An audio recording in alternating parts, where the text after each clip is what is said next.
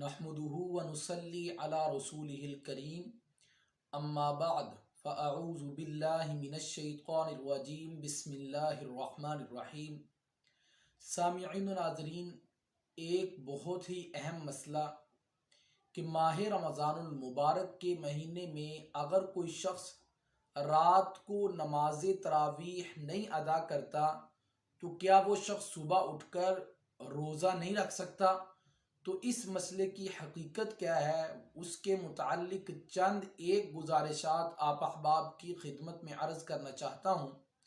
یہ بات خوب سمجھ لیجئے کہ ماہ رمضان المبارک کے مہینے میں دو عبادات خاص ہیں۔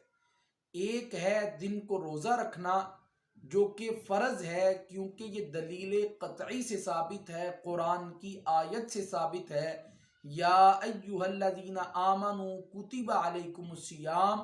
اللہ فرماتے ہیں کہ اے میرے بندو، میں نے تم پر روزوں کو فرض قرار دے دیا ہے، اور یہ ہر بالغ مرد اور عورت پر فرض ہے۔ اور دوسری چیز ہے رات کو قیام، یعنی کہ نماز تراویح پڑھنا۔ یہ حدیث رسول اللہ صلی اللہ علیہ وسلم سے ثابت ہے، اور ان کا حکم سنت مؤکدہ ہے۔ اس کی فضیلت کے متعلق میرے محبوب پیغمبر نے ارشاد فرمایا، من صام رمضان ایمانا و احتسابا غفر له ما تقدم من ذنبہ۔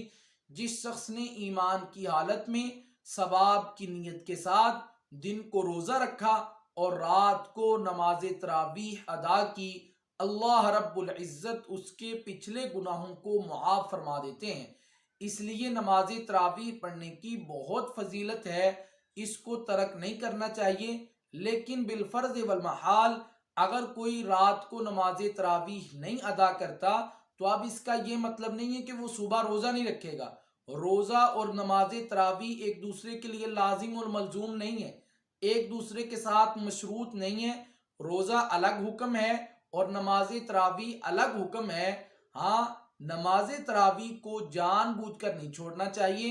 اگر کوئی شخص اس کو کسی شرعی عذر کی بنا پر چھوڑتا ہے، اس کو اجازت ہے، لیکن اگر کوئی شخص بغیر کسی شرعی عذر کے تسلسل کے ساتھ مسلسل لگاتار اس کو چھوڑتا ہے تو اس کو اپنے جو ہے وہ اللہ رب العزت سے معافی مانگنی چاہیے، توبہ استغفار کرنا چاہیے، اور اس کے لیے بھی یہ ہے کہ وہ رات کو نماز تراویح بھی پڑھے اور دن کو روزہ بھی رکھے، لیکن یہ ایک دوسرے کے ساتھ خاص نہیں ہے۔